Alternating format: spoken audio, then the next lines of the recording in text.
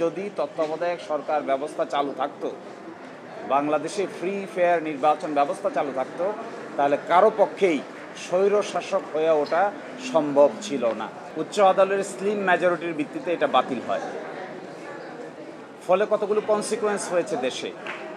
বিচার ব্যবস্থা ধ্বংস হয়েছে, নির্বাচন ব্যবস্থা ধ্বংস হয়েছে, ইলেকশন কমিশন বিতর্কিত হয়েছে, সিকিউরিটি এজেন্সিগুলো তার দায়িত্ব পালন করতে পারেনি। ফলশ্রুতিতে একটা ললেসনেস ডেভেলপ করেছে।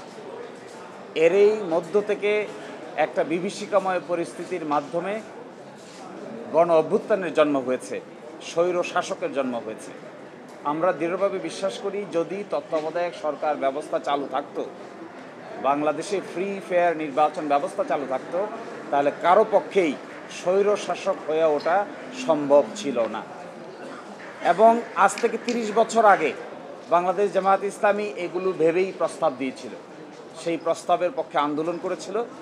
অবশেষে তাদের প্রস্তাব সকলেই গ্রহণ করেছিলেন, প্রাথমিকভাবে গ্রহণ করতে না চাইলেও। এরই মাধ্যমে 15 বছর দেশ চলেছে। তারপরে এসে সর্বজন স্বীকৃত হয়ে সংবিধানের বেসিক স্ট্রাকচার হয়েছে।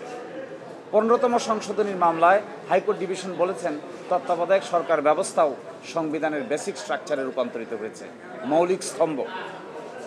বহু চড়াই উতরাই পেরিয়ে 30 বছর আগে দেওয়া প্রস্তাব আজও বাংলাদেশের মানুষের কাছে এক এবং অভিন্নভাবে সত্য প্রমাণিত হচ্ছে।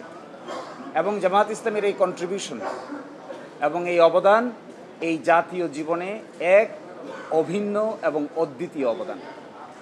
এবং এই ক্ষেত্রে যে পলিটিক্যাল ম্যাচুরিটি বাংলাদেশ জামায়াত ইসলামী দেখিয়েছিল, তখন দীর্ঘ 30 বছর পরে, সকল সংগ্রাম আন্দোলনের পরে, জীবন যাওয়ার পরে আজও মনে হচ্ছে এটাই আমাদের জন্য একমাত্র গ্রহণযোগ্য ব্যবস্থা।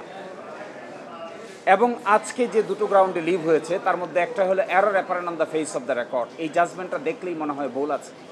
সেই ভুলটা কি? শর্ট অর্ডারকে পরিবর্তন করে ফেলা হয়েছে লং অর্ডারে। এইটা বাংলাদেশের ইতিহাসে প্রথম হয়েছে। এটাই প্রথম হয়েছে যে শর্ট অর্ডার দেওয়া হয়েছে, 16 মাস পরে লং অর্ডারে শর্ট অর্ডার পরিবর্তন করে ফেলা হয়েছে। এটা দেখলেই বোঝা যায়। এটার নাম হলো error apparent on the face of the record. আর দ্বিতীয় বলেছেন সাফিশিয়েন্ট কজ।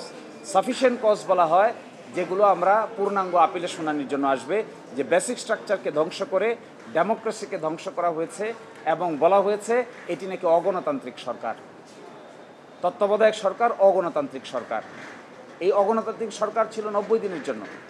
এই 90 দিনের অগণতান্ত্রিক সরকার মানতে না পারার কারণে 15 বছর স্বৈরশাসক এবং অগণতান্ত্রিক ব্যবস্থার সঙ্গে থাকতে হয়েছে। এটা একটা ডিকটমি ফর দিস নেশন। আর আমরা বলেছিলাম যে লিভ না দিয়েও এটা নিষ্পত্তি করা যায়, কারণ এই মামলাটার হাইকোর্ট ডিভিশনে সার্টিফিকেট দিয়েছিল, সার্টিফিকেট এগেনস্টে আপিল হয়েছিল, আপিল অ্যালাউ হয়েছে। সুতরাং আপিল বিভাগের আর নতুন করে রিভিউ এর জন্য লিভ দেওয়ার কিছু নাই। কিন্তু আপিল বিভাগ বলেছেন আইনে থাকুক বা না থাকুক সেই বিতর্কে না গিয়ে কোর্টের প্র্যাকটিস তারা অবলম্বন করতে চান। সেই জন্য আজকে লিভ দিয়েছেন এবং শুনানি হবে রিওপেনিংয়ের প্রথম দিকেই। এটি শুনানি হবে গুরুত্বের বিচারে।